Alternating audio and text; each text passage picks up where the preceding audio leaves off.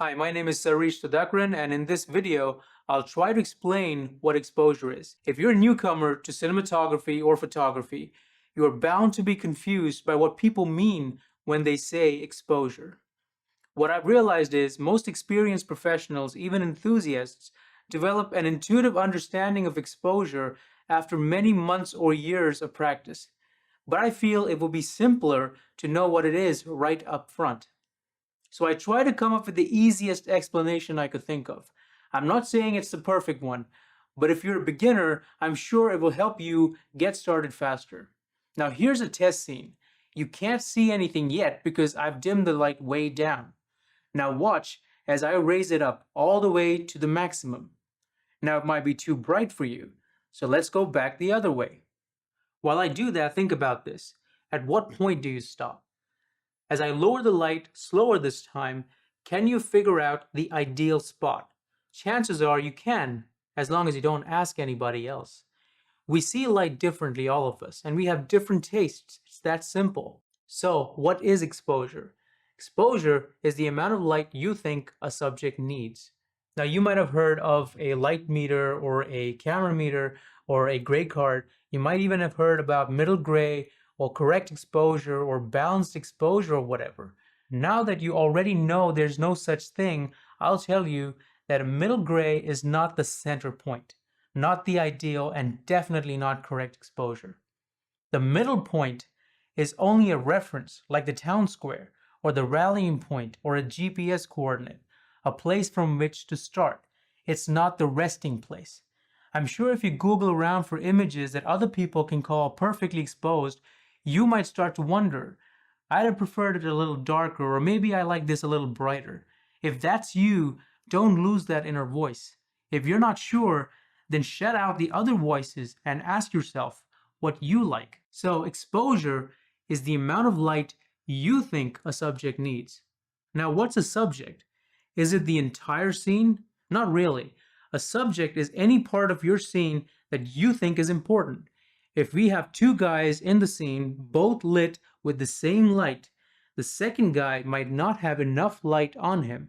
So let's say you raise the light till the first guy looks perfect, and then you'll have to introduce a second light to get the other guy where you want him to be. Every element in your scene, human or otherwise, deserves their own exposure. So what if there are no humans? For example, what if you're shooting a landscape and you can't control the sun or where the light falls on a mountain? What do you do then? In that case, photography and cinematography have tools like graduated ND filters, polarizing filters, and bracketed exposures, HDR, all that good stuff that you will slowly learn about if you persist. Same with lighting a set. You point light where you want it, and you take light away from where you don't want it. It's that simple. That's exposure for you. It is the amount of light you think a subject needs. If you can wrap your head around this, feel empowered and be confident in your ability to know when it's just enough light for your work, you're already way better than most professionals or so-called experts. Every cinematographer manipulates one or more of these 5 tools to create an infinite amount of looks. Knowing how and when to use which is the first step to great cinematography.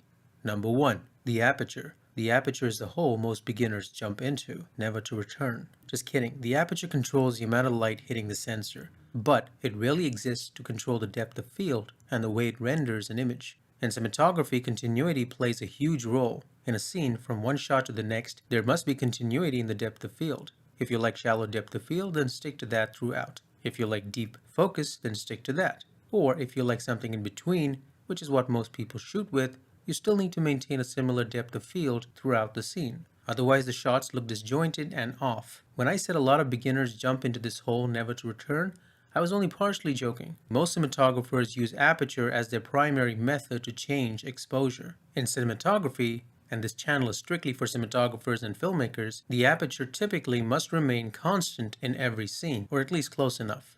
You can check out my video on what the best aperture is, I'll link to it below. The bottom line is most cinematographers look at a scene and decide an ideal aperture. Then every shot from every angle is either at that aperture or very close to it, so the physical rendering of the shots and the depth of field match. Different lenses behave differently at different apertures. Some are sharper at one aperture and softer at another aperture. Some flare differently. Some even show a color shift or different aberration.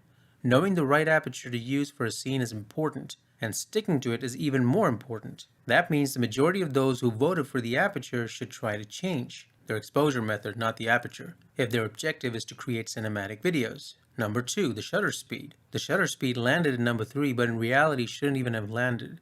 To a photographer, the aperture and shutter speed can change constantly, and there's a lot of freedom. To a cinematographer, things are different. The shutter speed is typically set to emulate filmic motion blur. The rule of thumb is the shutter is set to 1 by double the frame rate. If you're shooting at 24 FPS, the shutter is at 1 by 48th of a second. If the camera only allows 1 by 50, that's fine. In shutter angle terms, you're either at 172.8 degrees or 180 degrees. If you're shooting 60p, the shutter is either at 1 by 60th of a second or 1 by 125th of a second, depending on what look you're after. The reality is most cinematographers are bound to the shutter speed and only change it if they are after some unique motion characteristic. That's rare. The majority of the time, people shoot in 24p or 25p, and the shutter stays at 1 by 48th of a second or 1 by 50th of a second. So there goes the second pillar of cinematic exposure. You don't change the aperture and you don't change the shutter. This is one major area how cinematography is different from photography, and the approach to exposure is different.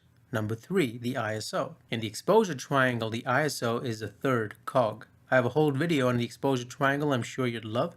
A lot of people love to correct me on ISO being pronounced ISO. If you want to know why I say ISO, then I'll link to the article in the description. I don't want to bore others with this. Anyway, ISO changes the sensitivity. Sometimes it's done in hardware and sometimes it's purely software based. This is not relevant to cinematographers. What cinematographers care about is the effect. When you raise the ISO, you get more noise, and that's how it is right now. Cameras also have what is called a native or base ISO, which is the ISO at which you get the maximum dynamic range and best color fidelity. For example, the Arri Alexa has a native ISO of 800, and from a more recent example, the Canon EOS R5 has a native ISO of 400. If you deviate from this, you get a slightly worse image. The cheaper the camera, the worse it gets. And Alexa holds its colors quite well over a limited range. The EOS R5 or Sony a7S III does not. There's a reason they're cheap. So you'd think cinematographers after the best image quality should stick to the native ISO, or at least close to it. But according to our survey, ISO is the second most abused tool. Let's say we shot a wide shot at a higher ISO and the close-up at another ISO. You're going to have problems because the noise isn't going to match. With cheaper cameras, the color or skin tone will not match either. To solve one problem, you create another. You really want to stick to the native ISO for best image quality. That's why most Hollywood DPs stick to ISO 800 with the Alexa, or at least 400 or 1600, which is just one stop away. They don't go much beyond that unless they're forced to. So here's a funny situation. The exposure triangle has 3 tools, the aperture, shutter, and ISO, none of which can be changed for a scene once set. Talk about irony. For cinematic exposure, you need the other 2 pillars. Number 4, the ND filter. The ND filter is a piece of glass you insert at the front or back of the lens to cut down light. It comes in different powers, each reducing more light than the last. The numbering system of ND filters is slightly complicated, similar to the aperture. The sad reality is most people will simply go back to this, the path of least resistance. The ND filter is important because sometimes you need to cut down light, but you don't want to touch the aperture, shutter, or ISO. Let's say you're outside shooting on a sunny day and you want a shallow depth of field look. You crank open the aperture to f1.4. The shutter stays at 1 by 50th of a second, and the ISO is at a native 400 for the best image quality. You look at the monitor and it's all white. The shot is overexposed because you're letting in too much light. You can do 2 things. Look shifty-eyed to make sure nobody's watching and turn the aperture like most of those who responded to the survey, or you can take steps to be a better cinematographer and carry a pack of ND filters. In the long run, ND filters are a cheap way to keep using the aperture and ISO you want and still get great exposure. If money's an issue, you can buy a variable ND filter that has many ND strengths in one filter.